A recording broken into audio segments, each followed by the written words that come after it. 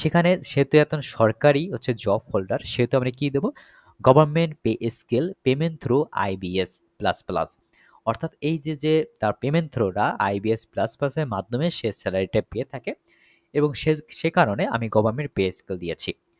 যদি সে payment through যদি IBS plus plus মাধ্যমে যদি না হয়ে থাকে, তখন আমি নিচেরটা এখানে সিলেক্ট করতাম। এবং সে যদি এই দুইটা ক্যাটাগরির কোনোটাই যদি না পড়তো, তখন প্রাইভেট আদার দিন গভর্নমেন্ট পে স্কেল এখানে আমি সিলেক্ট করতাম। ঠিক আছে, ওকে। যদি অন্যান্য ক্যাটাগরি থাকে তখন এর গ্রেড 2, ঠিক আছে, এগুলো আমি আলাদা আপনাদের বোঝাচ্ছি। তারপর হচ্ছে কি নেম অফ দ্য অফিস, ঠিক আছে, বাংলাদেশ কৃষি ব্যাংকে সে জব করে। তার ডেজিগনেশন কি হবে? অফিসার গ্রেড 2 হিসাবে তার আছে পদবি। এই পদবিতে সে বাংলাদেশ কৃষি ব্যাংকে জব করছে। সে কত টাকা ইনকাম করছে আমি আপনাদের দেখাচ্ছি, এখানে আমি উল্লেখ করে রেখেছিলাম। এখানে দেখাচ্ছি আরও যে তার হচ্ছে মাসিক মূল বেতন কত? 26,000 টাকা। তাই 26,000 ইন্টু 12 দিয়ে গুণ করলে কত আসবে? 3,12,000 টাকা। ওকে। এখানে হাউস রেন্ট অ্যালাউন্স কেন আসলো না? দেখুন এখানে কোনো হাউস রেন্ট অ্যালাউন্স কিন্তু নেই, কারণ এখানে বলে দিয়েছে তিনি বাংলাদেশ কৃষি ব্যাংক কর্তৃক প্রদত্ত বাসায় থাকেন, সেজন্য এখানে তার হাউস রেন্ট এখানে যেটা ফ্যাসিলিটি রয়েছে সেটা সে পাননি। আচ্ছা, উৎসব ভাতা দুটি কত? 52,000 টাকা। এটা আমরা দেখাচ্ছি কত? এই যে ফেস্টিভ্যাল অ্যালাউন্স 52,000 টাকা, এভাবে দেখাতে হবে। দেন হচ্ছে চিকিৎসা ভাতা 1500 টাকা। তাহলে এই যে উৎসব ভাতা কিন্তু বছরে 2 বার পায়, প্রতি মাসে কিন্তু পায় না। এখানে 52,000 টাকা। চিকিৎসা ভাতা এখানে তার স্যালারির সাথে পেরোলের সাথে সে প্রতি মাসে হিসেবে পায় 1500 টাকা। 1500 ইন্টু 12, তাহলে কত হলো? চিকিৎসা ভাতা 18,000 টাকা। দেন শিক্ষা সহায়ক ভাতা 500, 500 ইন্টু 12, তাহলে কত হলো? এডুকেশন অ্যালাউন্স 6,000 টাকা। ঠিক আছে, এভাবে কিন্তু আমাদের ফাইলিং করতে হবে। দেন রয়েছে বাংলা নববর্ষ ভাতা, এটা কিন্তু একবারই পায়, 4,400 টাকা। ঠিক আছে, তাহলে এখানে 4,400 টাকা আমরা ফাইলিং করা। তাহলে তার বেসিক পে আমরা ফাইলিং করলাম। Medical allowance, Bangla new year allowance, festival allowance, education allowance আমরা এখানে সুন্দরভাবে ফাইলিং করলাম। ঠিক আছে, তার আরও কিছু থেকে থাকে, তখন আমরা এখানে অ্যাড মোর এখানে অপশন আমরা সিলেক্ট করে সেগুলো কিন্তু আমরা ফাইলিং করতে পারবো। ওকে। যারা শিক্ষক রয়েছেন, ঠিক আছে, নবম পে স্কেল বা তার নিচে বা উপরে, আমরা সেই রকম একটা ভিডিও আমরা তৈরি করছি। নেক্সট উইকে আপনারা 2টি ভিডিও পাবেন, একটা সঞ্চয়পত্র থেকে ইনকাম কিভাবে দেখাবেন, এবং হচ্ছে যারা শিক্ষক রয়েছেন তাদের ইনকাম কিভাবে আপনারা অনলাইনে ফাইলিং করবেন সেটাও আমরা দেখাবো। দেন আমরা সেভ বাটনে ক্লিক করব। সেভ বাটনে ক্লিক করে আমরা একটু দেখব যে কোন কোন ক্ষেত্রে আমাদের ট্যাক্স আসবে, বা ট্যাক্সেবল ইনকাম কোন কোন অ্যামাউন্টের উপর আসবে। সেজন্য আমরা এমপ্লয়মেন্ট সামারি এখানে আমরা ক্লিক করব। আরেকটি বিষয় আমরা এখানে চেক করে নেব যে টোটাল রেগুলার ইনকাম 3,92,400 টাকা, এটা ঠিক আছে কিনা। ওকে, এখানে আমরা আপনাদের দেখাচ্ছি। তার হচ্ছে এখানে যেটা উল্লেখ করা হচ্ছে, আপনাদের বোঝাচ্ছি যে এখানে বেসিক পে 3,12,000, এবং আপনার হচ্ছে ফেস্টিভ্যাল অ্যালাউন্স আছে 52,000। ঠিক আছে, এই দুটোতে আপনার ট্যাক্সাবল ইনকাম আসবে, মানে এই দুটোর উপর ভিত্তি করে আপনার ট্যাক্স আসবে, বাকিগুলো কিন্তু আসবে না। মেডিকেল অ্যালাউন্স সম্পূর্ণ ফ্রি, কোনো ট্যাক্স নাই যারা government job holder. Education allowance, তারপর বাংলা নিউ ইয়ার অ্যালাউন্স, বা যদি তাদের কোনো স্পেশাল যদি কোনো বেনিফিট থাকে সেক্ষেত্রে কিন্তু সেগুলা মানে এই যে ট্যাক্সের আওতায় আসবে না। ঠিক আছে, সেটাও আপনারা যদি বলেন যে স্পেশাল অ্যালাউন্স বা ডিয়ার অ্যালাউন্স ক্ষেত্রে কীভাবে ফাইলিং করবো, সেটা আমি আর একটা ভিডিও তৈরি করে আমরা এই ইভেন আপনারা যদি চান, ঠিক আছে, ডিয়ারলেন্স বা আদার স্পেশাল বেনিফিট অ্যালাউন্স কীভাবে আপনারা ফাইলিং করবেন সেটাও আমি ভিডিওতে আপনাদের দেখাই দেবো, বা ভিডিও আমার রয়েছে এই আপনারা প্লে লিস্টের থেকেও আপনারা সেটা ফাইলিং করতে পারবেন। সো এখানে আপনাদের বলছি যে তার টোটাল ইনকাম হচ্ছে 3,92,400, 3,92,400, এটা কীভাবে হলো? এখানে দেখুন, ঠিক আছে, এই যে মাসিক মূল বেতন, ঠিক আছে, এনে তো বললাম মাসিক মূল বেতন এটা, আর উৎসব বোনাস, এই দুটোর ক্ষেত্রে হচ্ছে ট্যাক্সেবল, বাকিগুলো কিন্তু তার ট্যাক্সেবল না। এই সবগুলো যোগফল করলেই কিন্তু তার কোনটা আসবে? 3,92,400 টাকা।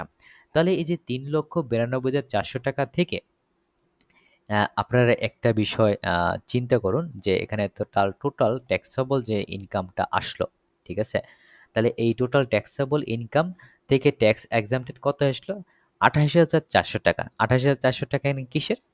এখানে তার হচ্ছে এই যে education allowance, Bangla new year allowance এবং মেডিকেল অ্যালাউন্স, এই তিনটে যোগফল হচ্ছে 28,400 টাকা। অর্থাৎ টোটাল অ্যামাউন্ট, এই যে টোটাল ইনকাম থেকে এই যে ট্যাক্স এক্সামটেড পাচ্ছে এটা বাদ দেওয়ার পরে আমাদের থাকলো 3,64,000।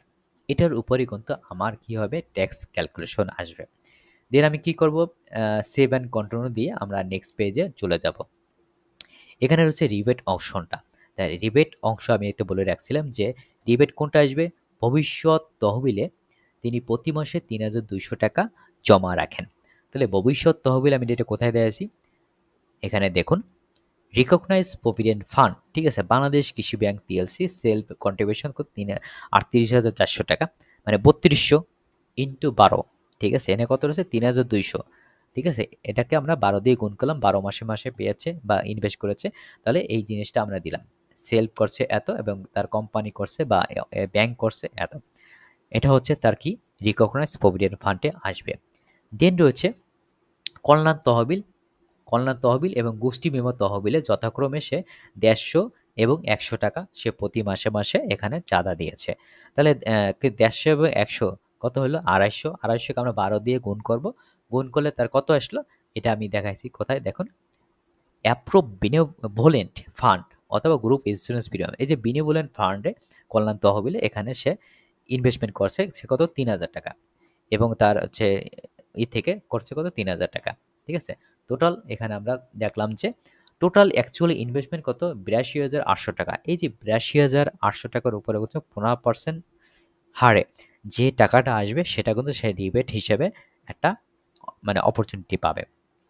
ওকে, দেন আমরা সেভ অ্যান্ড কন্টিনিউ বাটনে ক্লিক করে নেক্সট পেজে চলে আসবো, যেখানে আছে এক্সপেন্ডিচার। এখানে IT10 BB is not mandatory for you still want to submit, ঠিক আছে, তখন আমরা ইয়েস দেবো, এখানে ইয়েস দিয়ে এখানে সাবমিট করতে হবে, যেহেতু 2025 সালে নতুন নিয়মে বলা হয়েছে আপনার সমস্ত প্রকার আয়, সমস্ত প্রকার ব্যয় এবং সমস্ত প্রকার অ্যাসেট লাইবিলিটি আপনাকে সুন্দরভাবে ফাইলিং করতে হবে। সো এখানে আমি দেখাচ্ছি যে তার টোটাল ফুড বা ক্লোথিং বা আদার কিছু মানে বেসিক নিড রয়েছে, সেগুলো ফাইলিং মানে পূরণ করার জন্য আমি এখানে ফাইলিং করেছি যে 2,43,000 টাকা। অ্যাকোমোডেশন এক্সপেন্স এখানে আমি 1,27,000 টাকা দেখাইছি, এখানে দেখাইতে পারেন নাও দেখতে পারেন, বা তার বাড়িতে মানে এক্সপেন্স রয়েছে থাকে হচ্ছে তার ব্যাংকের একটা বাসভবনে, কিন্তু দেখা যায় তার বাড়িতে তার মা বাবা রয়েছে, সেখানে তার খরচ হইতে পারে, সেই জন্য আমি এখানে দেখাইছি। দেন এখানে ইলেকট্রিসিটি ধরুন তার খরচ এত, গ্যাস ওয়াটার, ঠিক আছে, এগুলো খরচ এত, ফোনের খরচ এটা আমি দেখাইছি, ঠিক আছে, এভাবে আপনারা দেখেই নেবেন। ফেস্টিভ্যাল অ্যালাউন্স, ঠিক আছে, এখানে আমি দেখাইছি 54,000 টাকা, বা যার তার যে অন্যান্য যদি খরচ থেকে থাকে আদার স্পেশাল এক্সপেন্স আপনারা এখানে দেখাইতে পারেন। তার হচ্ছে ট্যাক্স, ট্যাক্সের 5,000 টাকা, ঠিক আছে, তার ট্যাক্স আসে প্রতি বছরে একবার, সে 5,000 টাকা দেয়, সেটা আমি এখানে দেখাইছি। তার টোটাল এক্সপেন্স রয়েছে 5,25,200 টাকা। দেন সেভ অ্যান্ড কন্টিনিউ বাটনে ক্লিক করে নেক্সট পেজে আসবো, সেটা হচ্ছে অ্যাসেট অ্যান্ড লায়াবিলিটি। এখানে আমি বলে রাখি আপনি যদি এটা সেকেন্ড টাইম যদি ট্যাক্স রিটার্ন দিয়ে থাকেন, তাহলে এই যে ইম্পোর্ট অ্যান্ড অটো ফিল এখানে ক্লিক করলে আপনার প্রিভিয়াস ইয়ারের আপনি এই যে অ্যাসেট অ্যান্ড লায়াবিলিটি যাহা ফাইলিং করে রেখেছিলেন তা অটোমেটিক চলে আসবে। তারপরে এখান থেকে আপনারা কী করবেন, এডিট করবেন, আপডেট করবেন ইনফরমেশন। সো ওই ভদ্রলোকের নন এগ্রিকালচার প্রপার্টি তারা হচ্ছে একটা পারচেস করেছিলেন একটা এই ল্যান্ডটা 3.9 হচ্ছে ডেসিমেল, যাহার ডকুমেন্ট ভ্যালু হচ্ছে 3,00,000 টাকা। ওকে, এবং তার ফাইন্যান্সিয়াল অ্যাসেট ফিক্সড ডিপোজিট বা এফডিআর বা টার্ম ডিপোজিট যেটা বলুন, সেখানে রয়েছে বাংলাদেশ কৃষি ব্যাংকে এই অ্যাকাউন্টে 1,00,000 টাকা, ঠিক আছে, এটা আমি ফাইলিং করেছি। তার যদি ডিপিএস থাকতো সে কিন্তু এখানে ডিপিএস এবং কোন ব্যাংকে রয়েছে এভাবে দিতেন, এবং তার account number, bank account number এখানে দিতেন, এবং ব্যালেন্স কত সেটা আপনারা এখানে ফাইলিং করতেন। যেহেতু তার নেই এখানে আমি দেখাচ্ছি না। তার যদি সঞ্চয়পত্র থাকতো, দেখলেন এটা সঞ্চয়পত্র টাইপ, ঠিক আছে, কী ধরনের সঞ্চয়, ধরো ফ্যামিলি সঞ্চয়পত্র বা আদার, এখানে সিলেক্ট করতেন, বা রেজিস্ট্রেশন সঞ্চয়পত্র রেজিস্ট্রেশন নম্বর কত এটা এভাবে দিতেন, এভাবে থাকতো। ইস্যু ডেট কত তারিখে ইস্যু হলো এখানে আপনারা একটা ডেট এখানে দিয়ে দিতেন, ঠিক আছে, বা কত ভ্যালু 1,00,000 5,00,000 এগুলো আপনারা দিয়ে দিতেন, যেহেতু নেই এটা আমি দেখাচ্ছি না। ওকে, সো দেন আমি আপনাদের দেখাচ্ছি এই যে প্রভিডেন্ট ফান্ড বাংলাদেশ কৃষি ব্যাংকে সে ইনভেস্ট করেছিল কত 38,400 টাকা। দেন ফার্নিচার বা ইকুইপমেন্ট সেটা তার পারচেস করা ছিল তার 35,000 টাকা, এটা আমি দেখাইছি, ঠিক আছে। তার ক্যাশ ইন হ্যান্ডে এখানে দেখুন, ক্যাশ ইন হ্যান্ডে তার আগে এখানে হচ্ছে ব্যাংকে রয়েছে তার কত 4,300 টাকা, এটা ফাইলিং করবেন। ক্যাশ ইন হ্যান্ডে রয়েছে কত?